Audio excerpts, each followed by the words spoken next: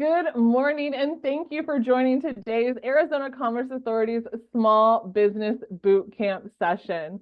My name is Faith Ritchie, and I'm a Senior Program Manager with the Arizona Commerce Authority, filling in for usual host, Vice President of Small Business Services and Small Business Ombudsman, Robert Theobald. And I'm obviously very excited to be here. Our Small Business Bootcamp is a statewide initiative that is supported by our robust network of community partners. Without them and their effort, energy, and expertise, we would not be able to produce the amount of content delivered to you weekly. And we are so thankful for their support and contribution to the program. The Arizona Small Business Bootcamp program assists small businesses prepare for success, plan for the future, and grow a thriving business in Arizona. It is not just these Tuesday morning webinars, it is also workshops and lunch and learn series that are all registerable online. But additionally, those are recorded and available for your review as part of our content library. The content library is the collection of more than 300 plus recorded webinar sessions covering many different topics, strategies, and tools to assist entrepreneurs and businesses succeed. Additionally, the ACA has other services and resources available to assist entrepreneurs throughout the state. So whether you are looking to start, grow, or scale, there may be additional resources available for you. For information regarding these programs, please visit the Arizona Commerce Authority's webpage. Now, speaking of looking to start, operate, and grow in Arizona, the ACA hosts the Small Business Checklist, which is an interactive and intuitive online guide to help answer all of those commonly requested licensing and permitting questions for local, state, and federal levels.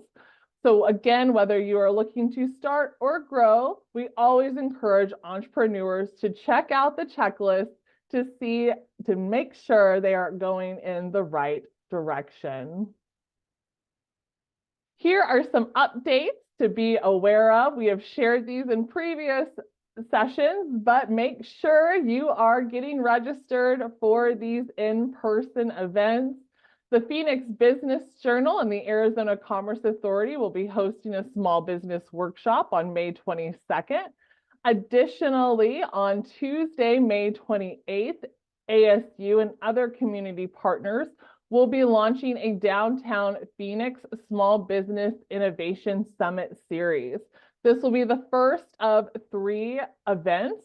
And so again, both of these are in-person programs. And so RSVPs and registrations are encouraged. So please learn more about these opportunities and register to attend. We will be sharing those links in the chat as well for you to discover more for these opportunities. Here is a look at our upcoming sessions for our Tuesday morning boot camps. Now, please note we will be taking a brief break for the Memorial Day holiday weekend. If you can believe, it's right around the corner. But we will be resuming back to our regular schedule on June 4th with our friends from SCORE, the Small Business Development Centers, and the Women's Business Center. So be sure you can find these registration links on our webpage. We are excited for these upcoming sessions, just as excited as we are for today's session. So joining us today, we welcome Sarah Hubbard, Associate Attorney at Snell Wilmer, to discuss the Corporate Transparency Act, filing requirements and deadlines in order to successfully navigate this new system and avoid possible civil and criminal penalties, everything we can get behind. So thank you, Sarah, so much for joining us. We are so excited to dive into today's presentation. So without further ado, I will stop sharing my screen and we'll turn the time over to you. Awesome. Thanks, Faith. I'm so happy to be here and talking to everyone about the Corporate Transparency Act and the new requirements. I'm happy to answer questions as we go through the presentation, but also happy to answer some at the end. So we'll go ahead and get started. So the Corporate Transparency Act, for those of you that haven't heard, became effective this past January. And it's designed, and this is something I want everyone to keep important as we start to walk through some of the requirements and what needs to be reported, but it was designed to combat money laundering, terrorism, and to really create enhanced transparency through entity structures and the ownership of those structures. It requires everyone to comply unless an exemption applies. And there's mandatory disclosures under this new law that impact the entity's beneficial owners. So we'll talk a little bit more about this in detail, but the Corporate Transparency Act, as I mentioned, applies to everyone. So it applies to all domestic corporations, LLCs, limited partnerships, or any other entity that's been created by filing something with a state. So if you've filed articles of incorporation, articles of association, something along those lines with a Secretary of State, then you're most likely going to, the CTA is most likely going to apply to you. It also applies to foreign entities that are registered to do business in the US. So if there's a Canadian corporation, a UK corporation, anything like that that's registered to do business here in the US, it's also going to apply to those. The good news is there are some exemptions, but again, because the whole purpose of the Corporate Transparency Act is to bring transparency and to combat money laundering, those exemptions are really going to apply to a lot of companies that are already reporting ownership type information to some government entity. Not all of the exemptions are that way, but we'll talk about some of the more relevant exemptions to maybe what some of the people in the audience are working with, but it's really going to be like public companies, nonprofits, insurance companies, banks. They're already reporting to some other government agency about their ownership structure. So it's unlikely that that small businesses are going to be exempt, but we'll talk about some of the exemptions that are relevant. In fact, the first one that might be relevant is the large operating entity exemption. So if you're a large operating entity, you will not need to comply with the Corporate Transparency Act. You won't have to do the reporting, the beneficial ownership reporting that we'll talk about later. But to be a large operating entity and to qualify for the exemption, you have to employ more than 20 people in the United States. You have to have a physical office presence here in the US. And you have to have more than 5 million in gross receipts or sales. And that's not just in this year, but as it was reported on your prior year's federal tax return. So if you're a new company, and even though you have maybe 5 million in sales this year, it's not necessarily going to apply because you haven't filed your tax returns yet. And like I said, you need all three of those to in order to qualify for the exemption and then to be exempt from the reporting requirements that we'll talk about later. Okay, the next one that might apply to some of you is the inactive entity exemption. So if your corporation, LLC, LP was in existence before January 1st, 2020, and it's not engaged in any business activity now, it's not owned, directly or indirectly by a foreign person. There hasn't been any change in ownership in the last 12 months. And there's no receipt or transmittal of more than $1,000 in the last 12 months. And there's no assets in the US or abroad, including any ownership interests in other entities. Then if you meet all 6 of those, you're going to be exempt from reporting requirements under the CTA. I think this one is a little hard to meet for some small businesses out there, especially if you're just getting off the ground. It's probably unlikely that this exemption is going to apply, but it is one of the ones out there that can be helpful to be exempt from the reporting requirements. So the next up is the subsidiary exemption. So the subsidiary exemption allows a company's subsidiary to be exempt from reporting if its parent company has one of the other 23 exemptions available to it. So as we talked about the large operating company exemption, if you have a parent company that fulfills the requirements to be exempt under that exemption, then your subsidiaries would also be exempt under this subsidiary exemption.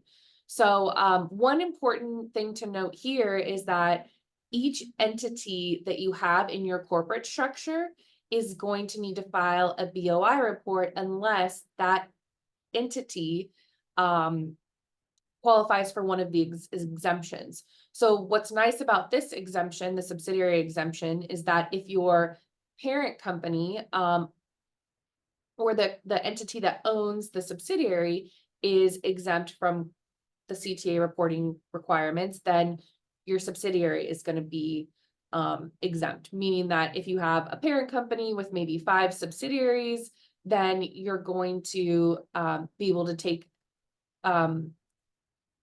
the benefit of that exemption for all of those subsidiaries and not have to kind of follow the chain of ownership and report on all of your beneficial owners. I see that there's a couple of questions, so I'll kind of pause while we're talking about these initial So I see a question. I have several LLCs that are disregarded for tax filing. Do I need to file those disregarded entities? The answer is most likely, unless one of these exemptions applies. So if above those LLCs, for example, you had a larger company that qualifies for one of the exemptions, and then these are now subsidiaries, then probably not. But if you have a number of LLCs that are all kind of unrelated, except for you being the common owner, then my guess is probably yes, unless of course there's some other exemption that applies.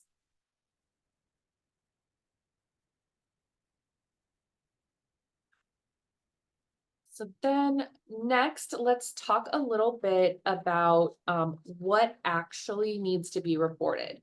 So I mentioned this a little bit in describing the exemptions, but if your company does not, or your company, your entity does not qualify for one of the exemptions under the CTA, then you're going to have to file what's called a beneficial ownership information report.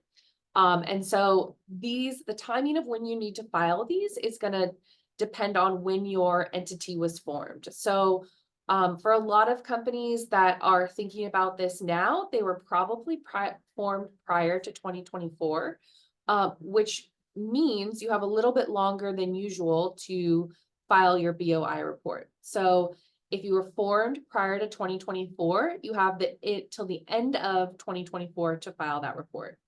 If you recently filed your entity, so you recently filed those articles of incorporation, articles of association with the state, you have 90 days from when you filed those to file your BOI report.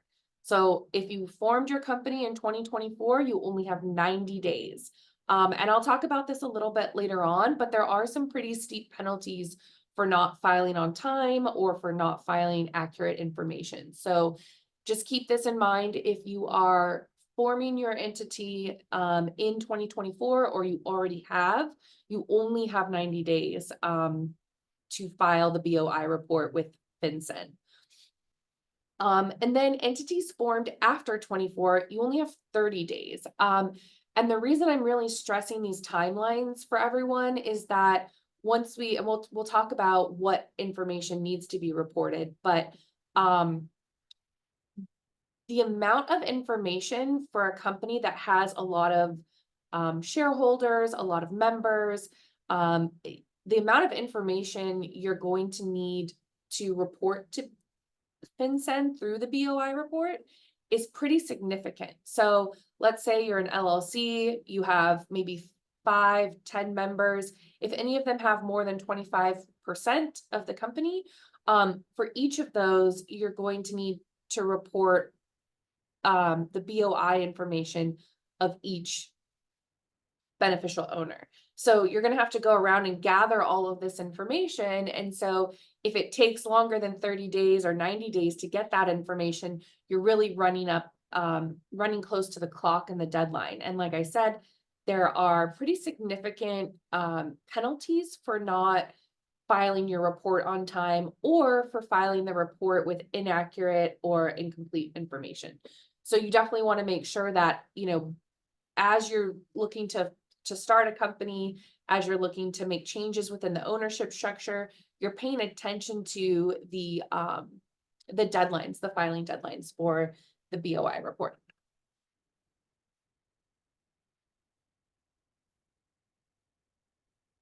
So there's also a few things that can trigger an update or the reporting of additional information. So if there's any change of address for the company, you're going to need to update your BOI report. If there's a change in a beneficial owner, so if somebody's sold or transferred their shares or their membership interests to somebody else, you're going to need to update your report. We'll talk about this a little bit more, but it's not just the owners of the company, people who own an ownership interest. It's also anyone who has substantial control over the company that will need to be reported. So if there's a change in the CEO, in the CFO, in anybody that has control over the company, but maybe doesn't have an ownership interest, you'll need to report that change to FinCEN. If there's a name change on the company, you'll also need to report that. And like I said, if the ownership interest passed to a new beneficial owner, you'll also need to report that information. So if you sell your business, it's likely that you're also going to need to file an updated report. Again, this is really important to kind of be thinking about as you're making changes within the business, as people are transferring shares or membership interests, because you only have 30 days to file that change, to report that change to FinCEN. And it's not just when you became aware, but when you should have become aware that something happened. So just remember that you can't kind of stick your head in the sand and say, oh, I didn't know. But because what they're going to be looking at is, should you have known that there was a change in your BOI information that needed to be reported? Okay. So now we can talk a little bit about what information needs to be reported. So the company is going to have to file a BOI report, and that BOI report is going to have information about the company, right? Its name, doing business as name, the state of formation, so where you filed those articles of incorporation, articles of association. You're going to need the physical address and a tax ID. That's all the company information. Then you're also going to have to file information about the applicants. So if the entity was formed in 2024 or after 2024, you're also going to need to file information about the person or persons who filed the articles of incorporation or the articles of incorporation. So whoever helped you form that entity, you're going to have to file some BOI information about that person as well. So for example, if you come to me and say, hey, Sarah, I want you to form a new corporation for me. That's great. I'll help you form it. but you're also going to have to file information about me when you go to file your BOI report.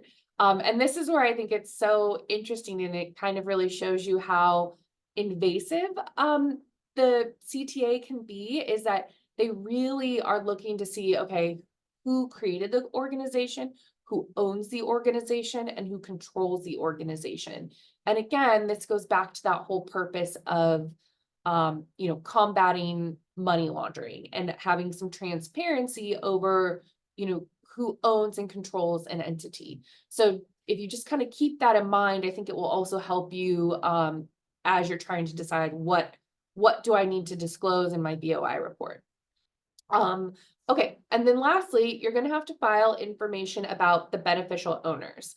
And I want to make this really, like, this is a point I really want to hit home to you guys, is that as you're thinking about beneficial owners, you might think, oh, well, I'm the CEO of the company, but maybe I don't have an ownership interest, so I don't need to be reported. Under the Corporate Transparency Act, a beneficial owner is anyone who has a 25% ownership interest in the entity or exercises substantial control over the entity. So again, that can be somebody who doesn't have an ownership interest, but they are said to be able to control the company. Right. And if you kind of think about it, it also goes in line with that whole idea of transparency and trying to combat money laundering. Because what we're really trying to get to is who is making the decisions. Like, just because the company's not in my name doesn't mean, I'm not the one controlling and telling, my employees to launder the money. So just an important part to think about, especially when you're trying to gather all the information you're going to need to file in that report. So there's something else that's kind of interesting as well, and this is a little bit more important for complex structures, I would say. But if an entity, so let's say you have your entity, your business, and maybe one of your business partners owns their interests through an LLC, a corporation, whatever it might be. But that entity itself is exempt. So maybe it's a public company that owns a small piece of your company. If that company itself is exempt, then you don't need to report on the ownership of that company. You'll have to report that they own 25%, but you don't have to follow the ownership to an individual. So let's say that the public company owns 25% of my company. I just have to report that they own the 25%. I don't have to report on who all of their owners are. And we'll get to why this is important in just a second, but just something to keep in mind. Okay, so what must be disclosed for the applicant reporting, and what must be disclosed for a beneficial owner? Name, date of birth, address, government ID. So a passport, driver's license, and you have to upload a copy, actually. So again, this is, I kind of laugh, but it feels very invasive, and it is. I think it's really interesting that FinCEN is asking all of this information to be reported.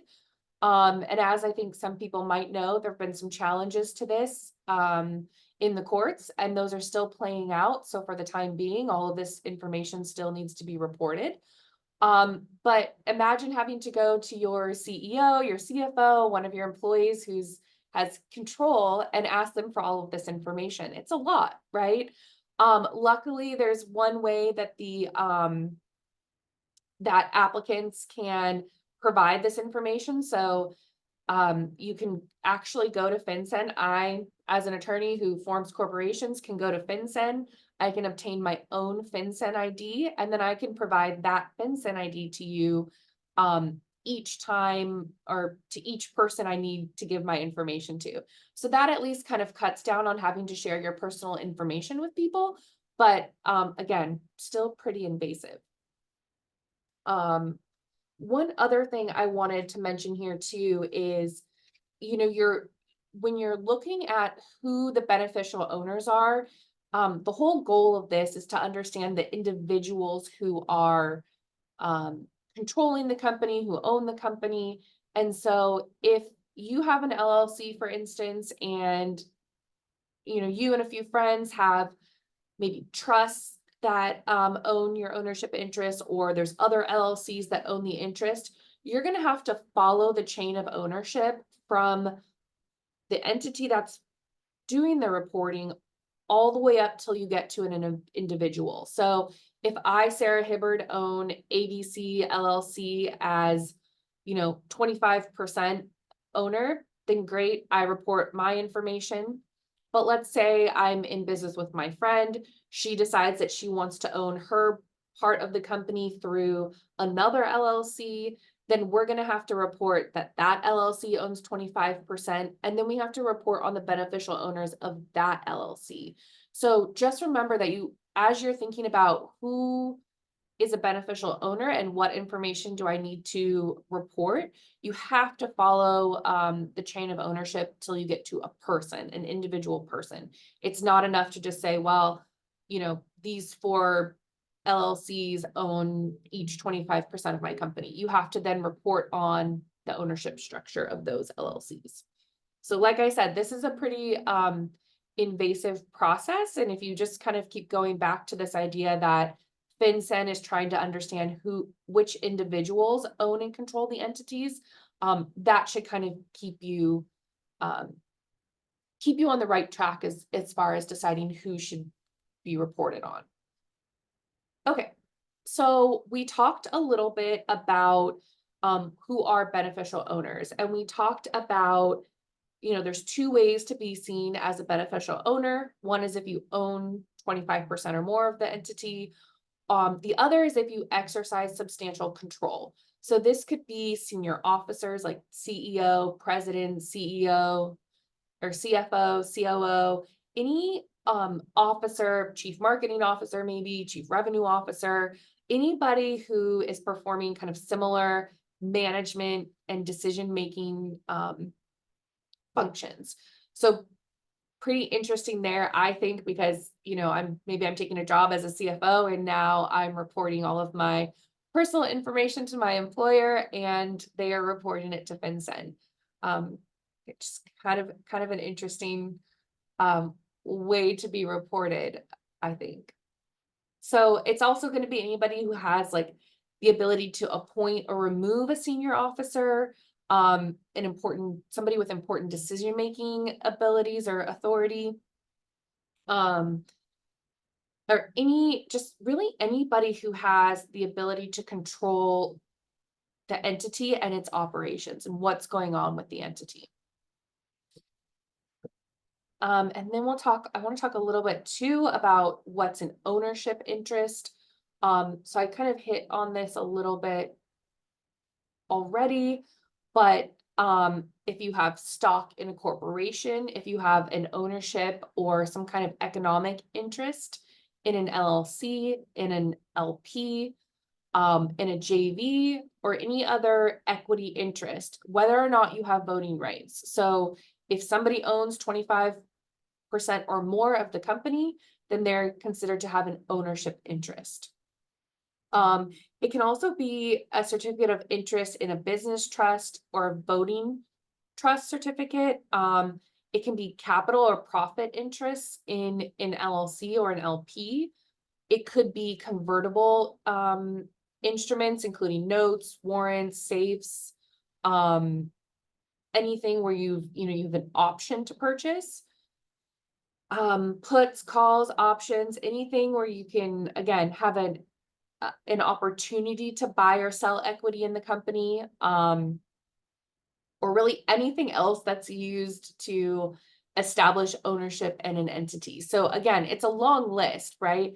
It might be that you just have a warrant or some kind of right to purchase stock in the future. If it's 25% or more, then you're going to need to be reported to FinCEN in the BOI report. Like I said, it is invasive and there's a lot to think about with this. One other important thing about the ownership interest, when you're determining whether somebody has 25% or more of the ownership interest in the company, you're also going to have to think about the options, warrants, convertible notes that are outstanding. And you're going to need to treat those as if they have been converted into shares of stock or into membership interest, whatever it might be. So let's say I have a corporation, I have a stock option pool, and there's, you know, a number of option holders.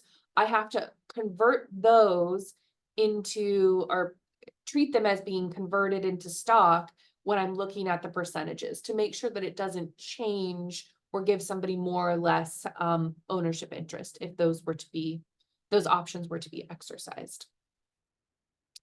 Okay. The other important point is looking at trusts. So if a company is owned by a trust, you know, a lot of people hold their membership interest, their stock in their family trust. You're also going to have to report on the individuals who have authority to make decisions on behalf of the trust, or who beneficially own would beneficially own part of the company that's held by the trust.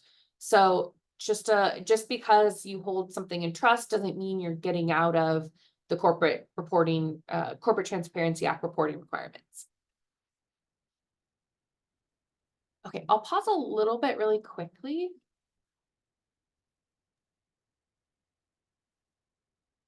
Let's We see. do have some questions in the Q&A, Yeah. Sarah. So we can take those at the end. We have about 8 currently. Yeah, why don't we do them at the end then? I thought Perfect. really quick. Okay. So then the next thing I wanted to talk about is the criminal and civil penalties. So again, I mentioned that there's very tight timelines for reporting the BOI, filing your BOI report with FinCEN. And to me, honestly, it's a little shocking, especially for small businesses. Like I really feel like I'm pretty passionate about these deadlines and timelines, because as a small business, like $500 a day for each day that the violation continues is pretty big, right? A fine of up to $10,000 or jail time, like that's really significant. And it's something that I think is it feels a little unfair for small businesses, to be honest. If I'm really honest here, there's a lot to understand with the Corporate Transparency Act, and there's a lot of information that needs to be reported. And I think that, you know, small businesses just need to do the best that they can to get accurate reports filed on time, to make sure that the information in those reports is true and correct and complete. And then also to make any changes or updates to that information as things change with the company. So like I said, there's pretty big fines and reports up, as you can see, up to $500 a day, fines of $10,000 or 2 years in jail or both. So these are pretty significant penalties for just failing to file a report, or failing to put accurate information there or update a report as things change. So there are some safe harbors though, so that's good news for, I think, for small businesses. You can avoid these criminal and civil penalties if you believed that the BOI report contained or if a BOI report contained inaccurate information, and you correct that within 90 days of the filing deadline. So just important to know that if you make an honest mistake on something, or you didn't have the full, you filed the report and then something changed, or there's some reason that there's inaccurate information in that report, you can file a correction. And it's important to do that, right? Because that's how you're going to get a kind of out of these steep penalties and civil and criminal penalties and jail time. So important to keep in mind.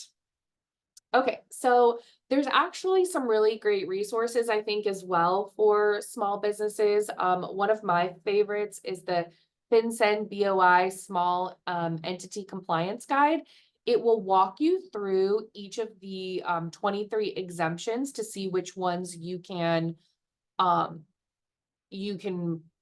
maybe take advantage of. Like I said, a lot of them though are going to be for entities that might already be reporting this type of information to somebody else. But it's worth looking at, right? Because the penalties are steep, and if you have a lot of information to report or a complex structure to report on, then you're going to want to try to find some kind of exemption that applies to you. I also thought that the FAQ page that FinCEN has is, it's pretty good. I think it answers a lot of the questions that maybe small business owners will have. And then of course there's the FinCEN reporting website. From what I've heard, the reporting mechanisms themselves, like the actual report that you have to file, is not hard to file. We don't do them on behalf of clients for a number of reasons, but you can also find something like CT Corp or any of these like corporate filing services that will help you with the reporting, with the actual filing of the report. They might not help you determining whether an exemption applies or helping you. I think actually one will help you gather the information from people, but just something to keep in mind if you're not sure how to file this or you want some additional help. There is a fee to those services, but if you do it on the BOI, FinCEN BOI site, it's obviously whatever the fee is for the filing. So I think that might bring us to the end. Yeah. So I went through that kind of quickly, but I'm happy to answer as many questions as I can. Excellent. Well, thank you so much, Sarah. I know we've prompted quite a few questions here in the Q&A. So we'll go ahead and take them in the order that they were entered. So our first question was, so if I had closed an LLC this year, even though it's inactive, do I still need to report it? You shouldn't have to, as long as it's actually been formally dissolved with the state. You shouldn't have to. If it's inactive still, so if you haven't filed all the correct paperwork with the state, you haven't formally dissolved that entity, then you might, but you could maybe take advantage of the inactive entity exemption. Excellent. Evelyn asks, we used a 401k to fund our startup, so 97% of the stock is owned by a retirement plan. We file an IRS 500 form yearly. Are we exempt? No, I think you're gonna have to, it's a good question, and I'm leaning towards yes, you're probably still gonna need to file. But it's gonna be that you probably need to report on the beneficial owners of the retirement plan. I don't think that's going to get you out of it. I would liken that to a trust, where you still have to report on the beneficial owners of the trust. Great. Next question. I have an LLC that is owned by another LLC.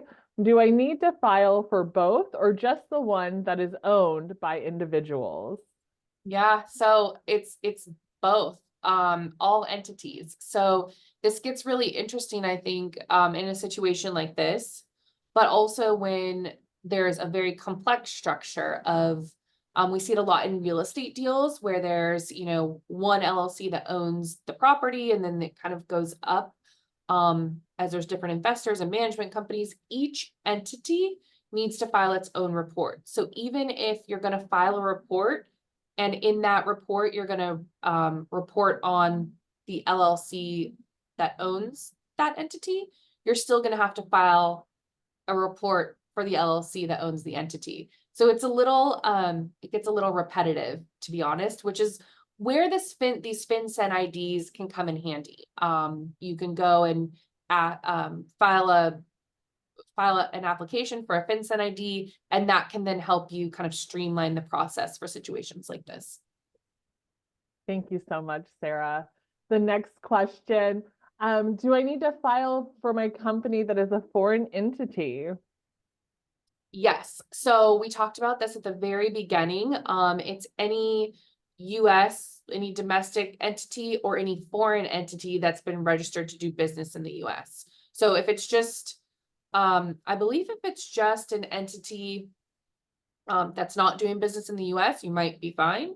But if you're doing business in the US, then you need to file the BOI report. Unless an exemption applies, of course. Excellent. From Terry, I have a general manager that manages my day-to-day operations, such as making the cash deposits for the business. Since he's managing the cash deposits, is he considered someone that has substantial control? He hires, fires, and supervisors. Thoughts? Yeah, that sounds like it. Yeah, it sounds like he could. If it's more than just managing cash, like if he hires, fires, and supervises, I think that could be somebody who has substantial control. I might want to look at the facts a little bit more, but it sounds possible, yeah. With that caveat, we please recommend if you have more specific questions to your business, this is just informational. So we do recommend that you work with your team to really kind of fill out these documents as needed as it pertains to you. So we appreciate your questions. We're happy to address those questions, but through the nuts and bolts of the process, definitely recommend you reaching out to your attorney to really walk you through this process as it pertains. So as Sarah said, to really get into the nitty gritty of your business. And so just to time and respect for everyone on the line, we're just going to keep it at surface level. Yeah. So thanks for addressing that, Sarah. Yeah, exactly. So that question, for a corporation with 2 owners, 25% or greater, plus a CFO, there is also a board of directors who have authority to remove chief officers. So the board members must be reported also? Yeah, so if they have the ability to remove those people, then yes. I would also say the board of directors is usually somebody who has, I mean, at least with smaller companies, also somebody who has some ownership interests. So it might be that you're already reporting on those people because they have an ownership interest, but yeah, it sounds like those could also be. But again, a lot of this does depend on some of the more detailed facts and circumstances around these people. But it sounds like it to me. Excellent. I have done one of the BOI reports, but I don't recall them asking for my attorney information that formed my LLC. Do I need to go back and modify that report? Yeah, unless your LLC was reported or was formed prior to 2024. If the company was formed prior to 2024, you don't need the applicant information, but if it was formed after 2024 or during 2024, then you do need to report the applicant information. So like I said, sometimes it's going to be the attorney who formed the LLC for you. Sometimes it's going to be you yourself if you did it, if you use one of these online formation services. I've heard that they're giving you their FinCEN IDs when you form the company. So yeah, I think you, depending on when you formed, you might need to go back and modify the report. Excellent. Our multiple LLCs are now owned by our holding group, then ultimately our trust. Who would be the professional we should be doing these filings, lawyer or CPA? And then thank you for your presentation. Yeah, good question. So we, at least at Snell Wilmer, we're not actually doing the filings ourselves. We'll help you navigate them. We'll help you, especially for clients who have more complex structures. We'll go through each structure, see if an exemption applies to any of the entities. And then we'll help you kind of assess, okay, who are the beneficial owners, who needs to be reported, and help you kind of organize and gather the information. But you would actually be doing filing the report with FinCEN yourself. Like I said, I've heard that it's pretty easy. I don't know if any CPAs are actually filing them. I wouldn't be surprised. But there's also, as I mentioned, some of these like CT Corp or ROSI, these different corporation filing services that are helping with it as well. Right along those lines, Sarah, are you aware of the BOI report template available online through FinCEN? So I have not been able to go through the process myself. I've tried a couple times, but because I don't have an entity, it doesn't let me get too far. But it should be pretty easy to navigate. That's what I've heard from some of our clients that are having to go through it. So Yeah, and just to back up that, we've heard that quite a few times as well through businesses who've completed it, through professional service clients who've helped walk businesses through it, that it's been a pretty easy process. Of course, there will be questions potentially, but the walkthrough process seems to be pretty simple. yeah. So thank you for providing that clarification. Is there a fee to file? You know what? That's a good question, and I actually cannot remember off the top of my head. I feel like if there is, it's pretty low. I've also been dealing with a number, I don't want to give anyone the wrong information because I've been dealing with a number of the corporate filing services and they're charging a lot. So they're charging like on top of any fees that FinCEN is charging, they're charging like per person. So I kind of have that pricing structure in my head and I don't want to give anyone the wrong information. All right. And then I know that we do have quite a few additional questions in here, questions about the links that Sarah had shared. As a reminder, today's slide deck will be available as part of our content library. So all of these resources that Sarah has walked through, those links available, will be available in that portion of our website. So we'll make sure that you have that availability to all of those resources. Just for the sake of time, we won't address some of these questions. Again, I know they're getting into a little of the nitty gritty, so we want to kind of just keep it in. So just for the sake of time and to keep us and wrap us in, I think this question, as Sarah was alluding through her presentation, and really I think what it's all in our minds, Evelyn asked a great question here. This is a super invasive process, right? And I know, Sarah, you mentioned this a few times. Are you hearing of pushback from investors? What if someone doesn't want to comply?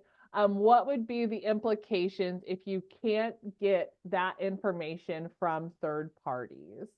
Yeah, it's a great question, and that's why I think it's best to start this process early in trying to get all the information from investors.